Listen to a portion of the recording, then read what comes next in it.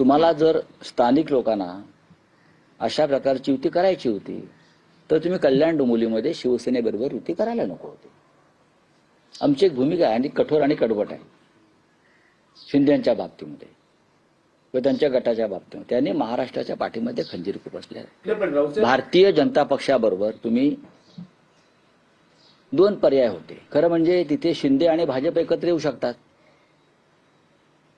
तिथे तुम्ही एक पाहिलं असेल की महायुती म्हणून ते लढले असं वाटतंय मला माहित नाही. तिथे शिंदे आणि भाजप महायुती म्हणून एकत्र येऊन सरकार बनवू शकतात त्यांचे जे काय ते. इतरांना त्याच्यामध्ये घुसायचं कारण नव्हतं.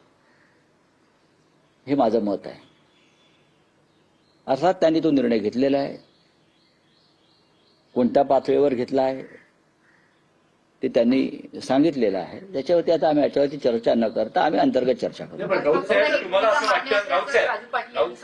राज ठाकरेंना ही भूमिका मान्य असल्याचं त्यांनी सांगितलं. त्यांना सांगूनच हे सगळं झालं.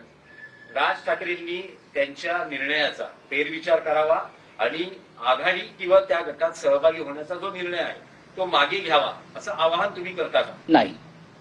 जेव्हा त्यांच्या पक्षातर्फे सांगण्यात येतं की हा स्थानिक पातळीवरती घेतलेला निर्णय आहे आणि आम्हाला या निर्णयाशी आम्हाला कल्पना नाही हे जेव्हा कोणी सांगतं तेव्हा आम्ही त्यांच्याशी अंतर्गत चर्चा करू. तुमच्या पक्षाचे नगरसेवकांनी देखील प्रस्ताव आलेला असल्याचं मीडिया समोर सांगितलेलं आहे. पक्षश्रेष्ठींना भेटही झालेली आहे.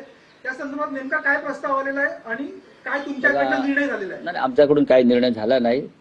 आम्ही अशा प्रस्तावांना केराची टोपली दाखवतो अनेकदा.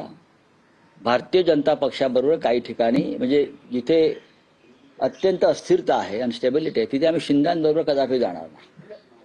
इतर जर काही पर्याय उपलब्ध असतील तर त्या संदर्भात पक्षप्रमुख निर्णय घेतील, पण परस्पर कोणी निर्णय घेणार नाही. रावसाहेब, दोन प्रश्न आहेत. तुम्ही म्हणताय की राज ठाकरेंना या निर्णयाची कल्पना नव्हती, स्थानिक पातळीवर हा निर्णय झाला, पण जी माहिती मिळते आहे ही सत्ता स्थापन किंवा ही आघाडी होण्याआधी मुंबईतच डॉक्टर श्रीकांत शिंदे यांच्याबरोबर मनसे नेत्यांच्या 2 बैठका पार पडल्या.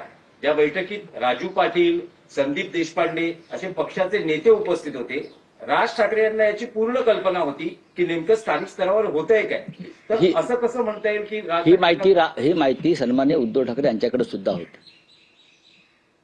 तुम्ही जे सांगताय ही जी माहिती शिवसेना पक्षप्रमुख उद्धव ठाकरे यांनाही होती, पण ते अत्यंत मला माहिती आहे त्यांचा स्वभाव. त्यांनी या संदर्भात मलाही ही माहिती दिली की असं असं घडत आहे, असं असं घडत चाललेलं आहे.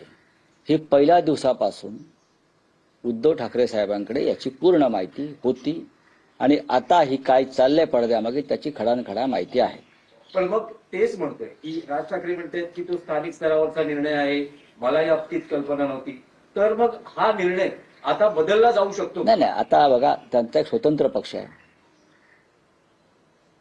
ज्या प्रकारचं समाज माध्यमातून वृत्तपत्रातून संशयाचं वातावरण निर्माण झालेलं आहे किंवा लोकांच्या मनामध्ये शिंदेविरुद्धचा जो राग आहे मराठी माणसावर तो पाहिल्यावरती लक्षात येईल की अशा प्रकारची कोणती युती मराठी माणूस मान्य करत नाही. म्हणून मुंबईमध्ये आम्हाला यश काय मिळालं? शिंदेना धडा शिकवायचा होता, गद्दारांना धडा शिकवायचा.